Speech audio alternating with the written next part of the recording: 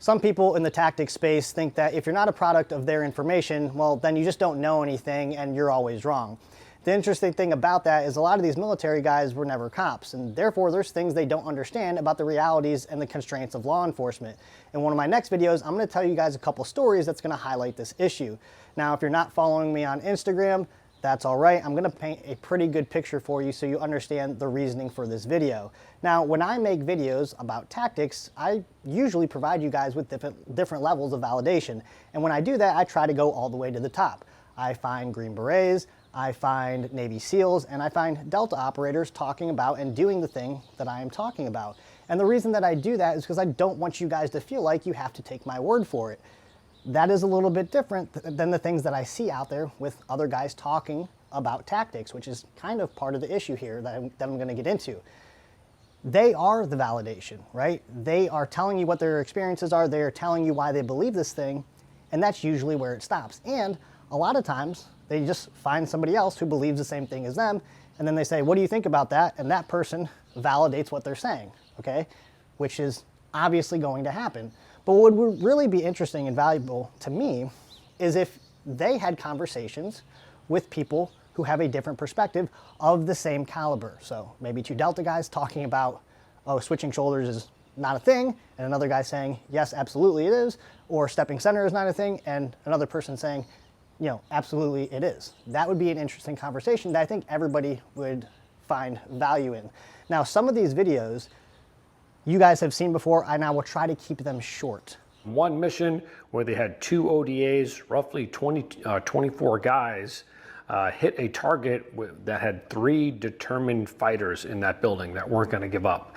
And the result, unfortunately, was 2 members killed in that joint Special Forces team mission, and they took multiple wounded. And that got a lot of, in the Special Forces Command, thinking, hey, maybe we're not as good as we really think we are when it comes to close quarter battle. That classic method, 4-man stacks, was not working. And one of the biggest changes is how guys entered the room. And this is where the step out was implemented. Well, in reality, you cannot ignore any threats going into a room, and you're gonna take casualties. So with the step out, the change is now the stack is gonna be about a meter off the wall, or at least arm's distance off the wall. And as the number 1 man starts to approach the door, they start pieing off as much as they can see into that room, and they're allowed to shoot any threats that they see. When they can't pie anymore and they just have that blind corner to take, they take a positive step into the doorway. Any more threats that are present, they're allowed to shoot. But once you cross the threshold, you are going to clear your corner, your emphasis focuses on that, and then you clear the room like normal. If you listen to that story and understand that a Special Forces operator was utilizing the classic method, dumping into rooms, and 2 Special Forces operators were killed utilizing that tactic, and they therefore switched to stepping center and saw great success doing it that way, and you choose not to listen or not to care, my opinion is that that is peak levels of ignorance, because what is worse than people dying over a tactic or a technique? I can't think of anything. And so if that's what you choose to do, which is not listen or not care, that's totally your opinion and your option. Now, I made a Instagram post where I utilized a company and a person's statement to demonstrate a video that you guys have seen me do on stepping center.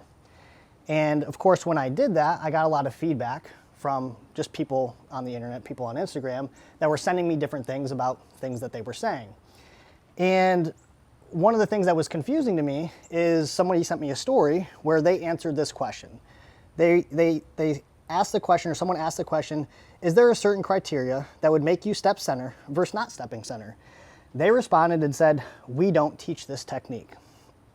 Then I assume that same day, maybe the day later, I'm not sure exactly when, another question was asked, why not step center technique? Who would clear the immediate front? They responded and said, it's tough to discuss CQB tactics online. People often use the same terms to mean very different things. We'll do a better job at breaking these down during our next live. Now, I'm gonna read you a transcript from that live that breaks down stepping center or center check or taking a snapshot, which is what I'm gonna get to as what's confusing here. Now, I used the statement that I'm gonna read to you and played the video of me stepping center, And I wasn't even contacted by them. I was contacted by somebody else on behalf of them. So they didn't reach out to me. They didn't say, hey man, I just wanted to reach out to you and let you know, like, that's not exactly what we're talking about. This is what we're talking about. No, it was pretty much like a cease and desist from some other random person on Instagram. So, that's kind of where we're at with that. And so I did remove the post. I started asking around other people. So I've had a number of different conversations with a number of different people trying to figure out what it is they mean here. And this is what they said during their live. Now remember, during the live, they had said that they don't teach that technique. So maybe they don't teach step center, but they teach this. I'm not sure. But this is a quote. Are you guys a fan of center check when entering the threshold? And this is how he was answering a question. So this is how he responds. And so the way that this works, and there's a lot more that goes behind this that we teach in our classroom to give you the long-winded why, but we're not going to cover that here. I'm going to read the whole thing, and then we're going to dissect certain parts of this. If the one man sees a target in depth in a room, he's clear to engage it until the split second it's time and his responsibility to transition to his point of domination to start clearing his sector, his primary sector. That's when his barrel crosses the threshold.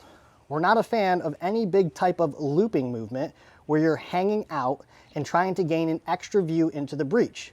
Square your shoulders up and enter the breach. But if you see a target in depth, you're clear to engage it, but you have to break off the second it's your turn to clear your primary sector.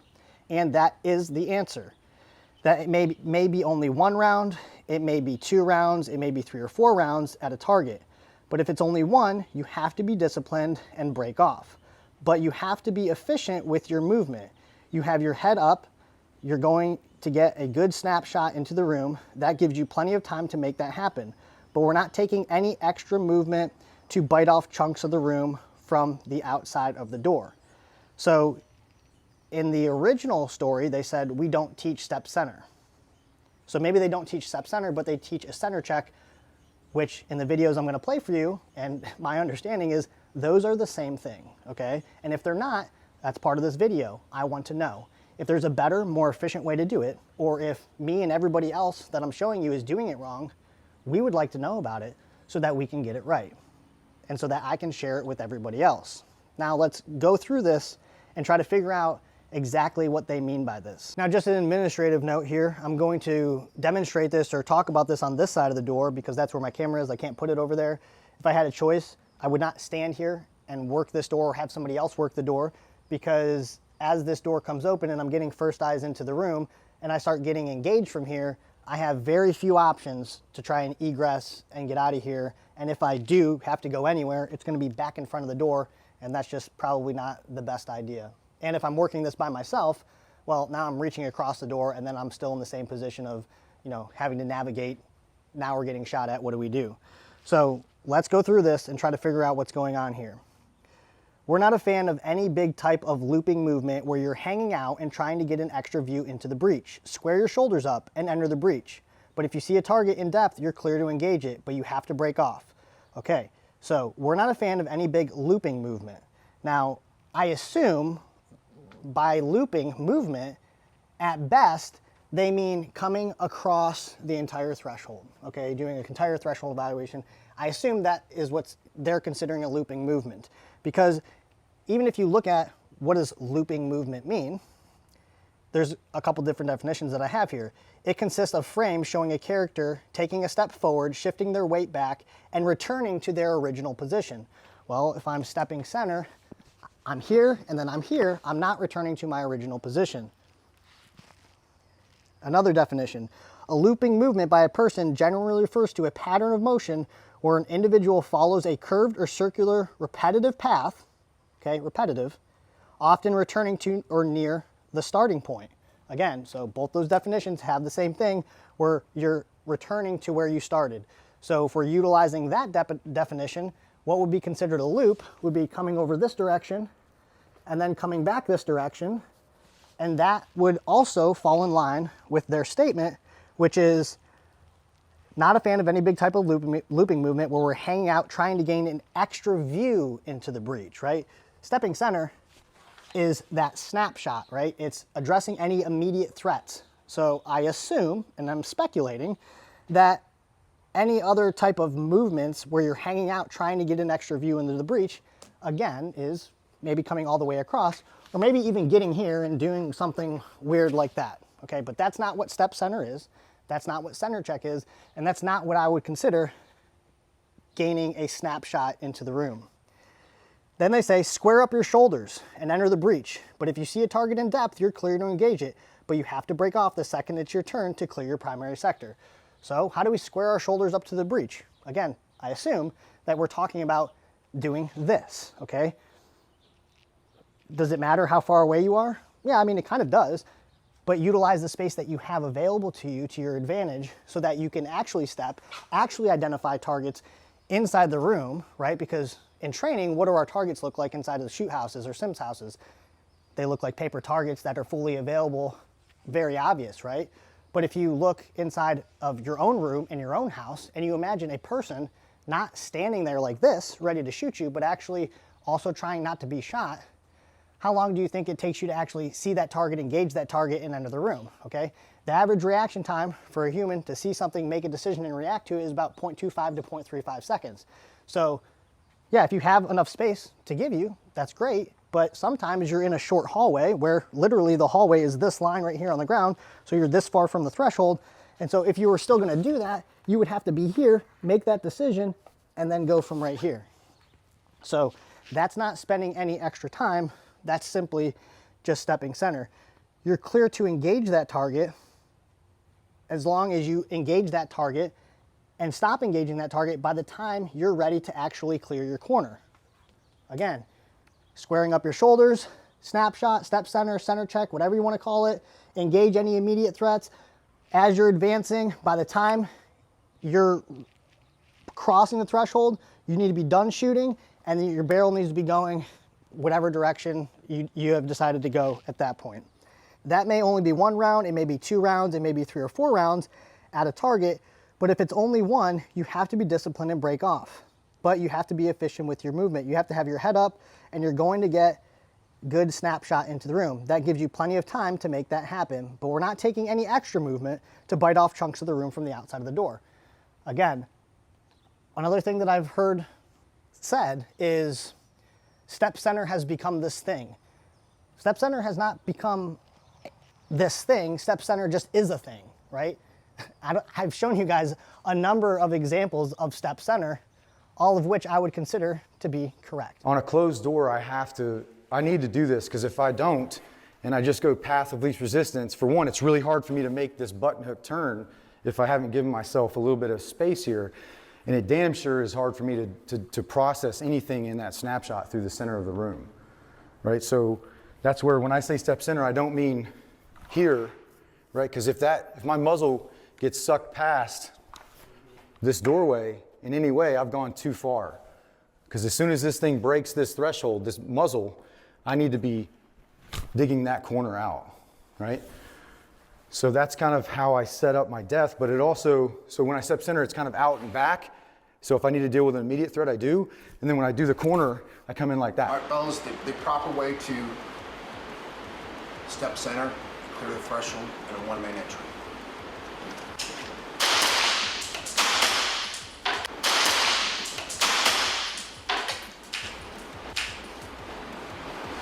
As you can see, the advantage that way is shooting prior to this threshold. It allows me to immediately clear my critical corner, and it doesn't allow anybody in that room that a second and a half that I'm going to expose my sides if I got guys in the critical corner. Gun is up as the number 1. Enter, snapshot, determination, penetration step, power step, drive. Step center, you're getting first eyes into the room. So if I'm using this door as an example here, say somebody's over on this side working the door for me and I'm here, okay? As that door comes open, I'm immediately looking into that hard corner, okay? Now, I don't want to move too fast, because if I move too fast as the door's coming open and I'm moving, I'm only seeing the door, which is not good because I can't engage anything that I can't see. So the door comes open, I'm checking. The door comes open, I'm checking, I'm moving as the door is moving so I can see inside of the room. And then from here, I'm engaging, and then I'm moving forward and taking my corner as soon as practical. No extra movements, no taking extra bites off or chunks off from outside the room.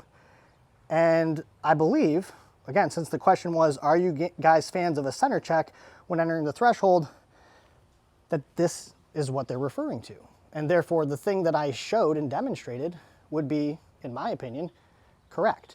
What I did is what all these videos that you're seeing in my video are doing. Now, one interesting thing about my video is at the time when I made that video, I actually didn't even realize that when I went to the left, I actually pivoted to the left off the wrong foot, right? Because ideally, if I'm going to the left, I want to be set up in this doorway, my body armor basically facing that direction and my rifle facing that direction as I'm coming through the doorway. And my first step into the room should be my right foot, and then I'm pushing towards that corner. But when I realized I did that after the fact, I didn't even do it again to do it correctly because I thought it was a pretty cool demonstration of how you could still get it done on the wrong foot if you just happen to be there. So the purpose of this video is not just for me, but for everybody else that I've talked to about this. We would like to know and understand exactly what is being talked about, what is being said in that statement. And I would actually prefer, and I think most people would, not to just talk about it, but to show us, because nobody that I've talked to knows or understands what's being said there if what I'm showing you guys isn't it. Now, I will show you some photos because I did my research and I looked everywhere I could to see if they had videos, one talking about it, teaching it, showing it, demonstrating it, or even had students in their class doing a step center or a center check or taking a snapshot into the room and then making entry. And I could not find one. What I could find are these photos that you're seeing on your screen. Now, I don't think that this is a center check, a step center, or taking a snapshot into the room. Sure, they're squaring up their shoulders, but not one of these people would be able to engage from outside the room and then stop engaging by the time they get into the room so they can either clear their primary sector or start scanning back into the room before they actually cross the threshold. So that's the closest thing that I could find. I don't think that that is it, but I could be wrong. Now, in the original video that I made, and I'm gonna remake this video at some point and put it on this channel because it's on my old channel, that whole video was based off of why you probably should not ride doors into the room, okay? And yeah, one of the big reasons why is vision, right? You're not seeing anything. Like if you open up this door and you make entry, you're seeing less of the room later on versus seeing it sooner. And I understand the idea is speed and overwhelming, people inside, I guess.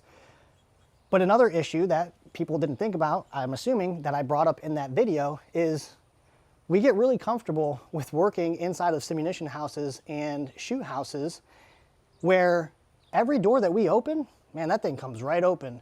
There's never anything in your way, right? And if I can find a video kind of showing you guys how people adjust their training based off what they know about the structure, I'll show that to you. And actually what it is the FBI hostage rescue team. They're gonna make entry into this room, and where's this third guy supposed to go? Well, the third guy is supposed to go opposite of the number 2 guy, but he doesn't do that. And he doesn't do that because they've been in here 100 times, 1,000 times probably, and he knows that that corner to the right is short, so he immediately comes in and goes left. Whereas if it was a structure you've never been in before, you wouldn't know that, and you'd probably end up, right next to that guy. It's not the end of the world, but I'm just pointing out that people adjust their training runs or scenarios to the structures that they're actually training in. Inside this door, imagine this is a door that you want to ride in, right? Right here, literally right here, there's a couch. So there's the arm of the couch. You will never see that couch, okay? You will come in here looking into the corner, waiting to address something, not to mention the lighting conditions in here are pretty dark, and you're gonna end up on top of that couch at best, and at worst, you're gonna be jammed up right here, and the next guy behind you is gonna be running into you. And then you're thinking, well, we're gonna enter on this side, and we're gonna ride the door in this way. Well, on this side of the door, it goes to here because my fireplace is right here. And so that person that rides this door into the room really hard and fast is gonna blast himself right here, eat all of this door, and make a real big issue right here in the fatal funnel, which is one of the reasons why I suggest that you don't ride doors into rooms, regardless of what the circumstances are. That's my opinion. We can do that from here, pop this door open, shoot anything that needs to be shot, create angles, step center, and immediately see the problems that we have to navigate and be able to make adjustments on our entry. So instead of ending up on the couch, I can stop at the couch, have already scanned here and scanned back versus again, laying flat on the ground or on the couch. If this door comes open and it bounces off that fireplace, well, this guy knows that door's not gonna open any farther. So that's a problem now that he has to navigate versus getting blasted by the door. And in that video, that's something that I pointed out as an issue that people don't realize because you're working in environments where all the things you want to do are available to you and are practical. So my request is that somebody just provide clarification. You don't have to call me out by my name. You don't have to call out my business, whatever it is, because I don't do that, right? I don't need to do that. I focus on the information. A lot of guys out there spend more time talking about me, which is totally fine because any publicity is good publicity, than they do actually talking about the information. So let's cover real quick, what are possibly some reasons why they wouldn't demonstrate this, okay?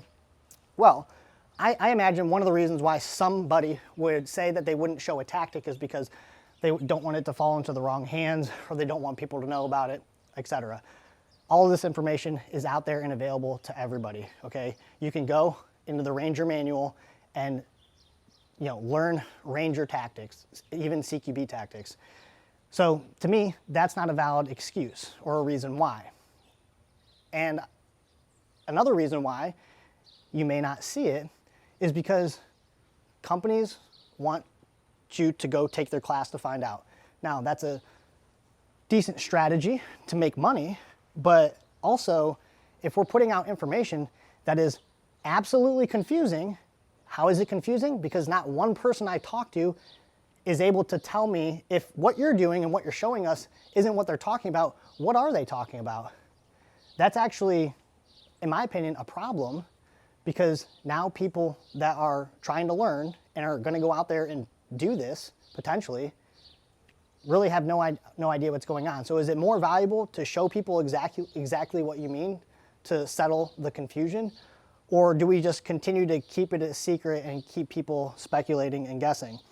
So I reached out to a few people because I wanted to, see if my feelings on that matter were correct regarding whether or not it makes sense to show these things or why companies would not show some of their information online. Obviously there's, of course, like undercover things or UC things or tradecraft that you wouldn't want out there. Stepping center or entering a room, that isn't it, okay?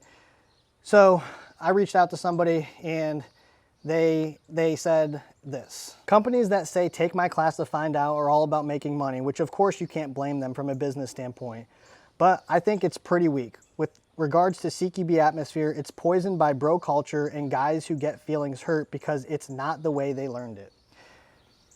That's also how I feel about it. And at first, what I thought would be really cool is if a company or individuals, especially ones that are trained, actually said no, like we don't teach that, we don't do that. And then they reflected on it, talked to some more people or whatever, and maybe they realized, okay, I see where this is valid. And now they put out a statement like they did. And I was like, oh, that's kind of cool because they were willing to change the way they thought about something, but maybe I just have all of that wrong. Now, I am gonna not allow you guys to comment on this video because I don't even want you mentioning the company that I'm talking about here because, again, this is about the information. So I'll be looking out if I happen to see a, demonstration of what they're talking about. I'll let you guys know because I'm curious to know how different what I described, squaring your shoulders to the threshold, shooting any targets at depth in the room, finishing shooting those targets by the time you cross the threshold, and then clearing your primary sector. And I'm curious to see how that isn't related to stepping center, center check, or taking a snapshot into the room.